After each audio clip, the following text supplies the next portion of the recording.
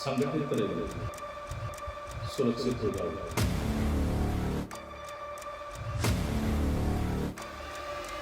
इसके जो दोषी हैं उन दोषियों को सजा दिलाने में मैं आपके साथ खड़ा हूँ और हमेशा खड़ा हूँ। सर, मैं राहुल डागर आपका स्वागत करता हूं। सभी को जय श्री राम, आपके दर्शकों को जय श्री राम।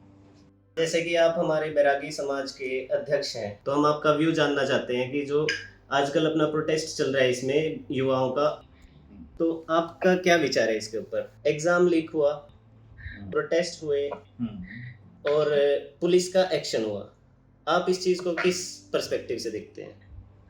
देखिए, जो एग्जाम लीक हुआ है वो लीक नहीं होना चाहिए।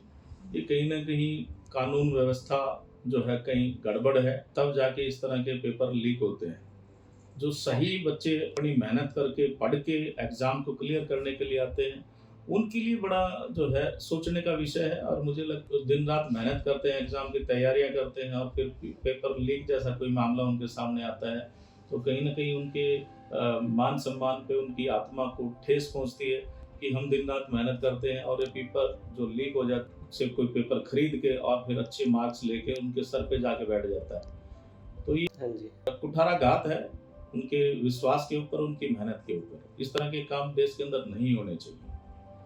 हाँ जी, आप पुलिस एक्शन के बारे में क्या कहना चाहेंगे? क्योंकि कुछ पुलिस वालों ने भी ब्रुटैलिटीज के साथ हैंडल किया लोगों को, जैसे मतलब कुछ अलग तरीका भी हो सकता है सिचुएशन को हैंडल करने का। मैं देख पा रहा था न्यूज के माध्यम से, टीवी चैनलों पे आजकल सिर्फ यही बात चल रही है। दिल्ली के अंदर जो जंतर मंतर पे हुआ और फिर संसद का घेराव की जो प्रयास था, मेरा एक मानना है कानून के दायरे के अंदर रहकर कोई भी प्रोटेस्ट किया जा सकता है, अपनी आवाज को बुलंद किया जा सकता है। बुलंद जरूर करना चाहिए।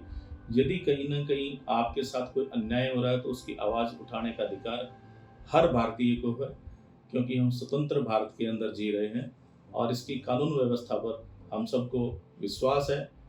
और उस विश्वास के नाते फिर हमारा अधिकार भी बनता है कि हम अन्याय के खिलाफ अपनी आवाज़ उठाएं।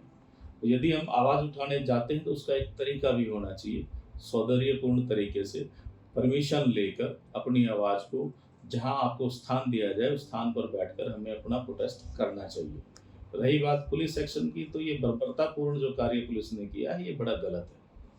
उनको समझाकर बुझाकर तरीके से भी कहीं पे ले जाया जा सकता था, कहीं उनको स्थान दिया जा सकता था, उनको बताया जा सकता था कि आप यहाँ बैठकर अपनी आवाज़ को बुलंद कीजिए। हाँ जी। लेकिन ऐसा नहीं हुआ। ये बड़ा ही दुखद घटना है। तो सर, जैसे कि जो बच्चे वहाँ बैठे हैं उनकी डिमांड है कि धर्मेंद्र प्रधान जी, जो अपने एजुकेशन मिनिस्टर हैं, उनका इस्तीफा दिया जाए, वो रिज़ाइन करें। तो आपको क्या लगता है, रेजिग्नेशन से चीज़ें ठीक हो जाएंगी या ये सिर्फ एक अकाउंटेबिलिटी शो करने का तरीका है?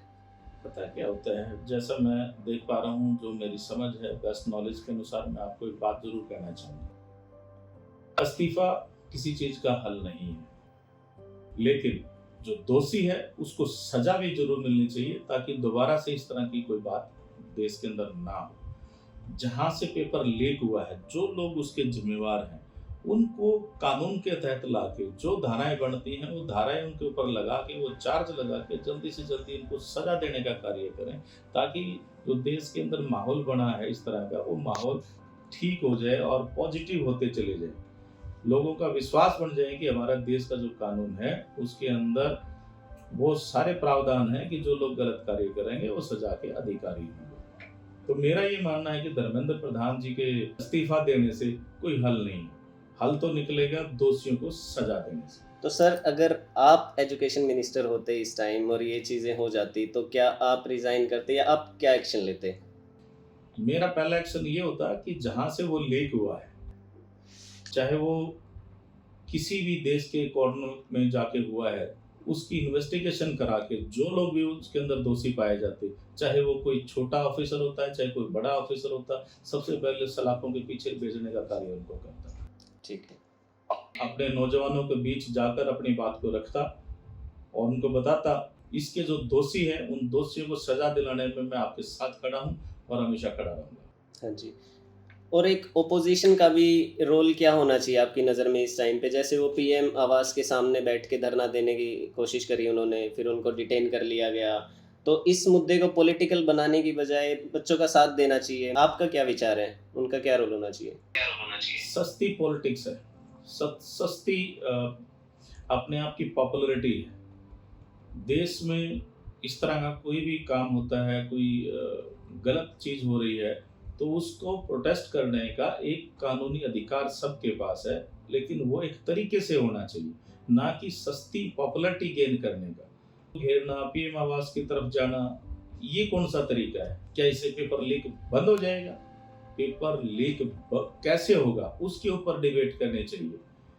अपने नौजवानों को, अपने देशवासियों को ये चीज़ समझानी चाहिए कि हम ऐसे सतर्क रह के इस तरह की चीज़ों से अपने देश को बचा सकते हैं, ना कि किसी का घेराव करके।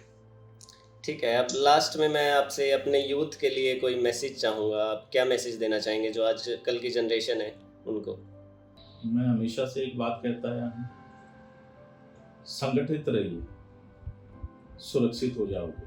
संगठित नहीं होंगे तो सुरक्षित नहीं रहेंगे। शिक्षा सबसे बड़ा आपका हथियार है, उस पर पूर्ण रूप से अपना ध्यान दीजिए। अफवाहों से हमेशा बचना चाहिए। अधूरी इंफॉर्मेशन के साथ कभी भी पब्लिक में नहीं जाना चाहिए। पूरी इंफॉर्मेशन ले, वो आपको आगे ले जाने में हमेशा आपकी मदद करेगी। तो संगठित रहिए, शिक्षित बनिए और देश के उत्थान में, उद्धार में एक अहम हिस्सा बनिए, क्योंकि आपके बिना देश की गति नहीं है। सोच बना के रखिए, लक्ष्य, गोल अपनी लाइफ का, और जब आपका लक्ष्य होगा तो हमेशा आप उसकी तरफ देखते रहेंगे आशा भरी नज़रों से। उसको पाने के लिए आपकी इच्छा होगी कि हम अपने गोल को किस तरीके से अचीव करेंगे। जब तक गोल नहीं होगा तो आप उसके अचीवमेंट के बारे में सोच ही नहीं सकते।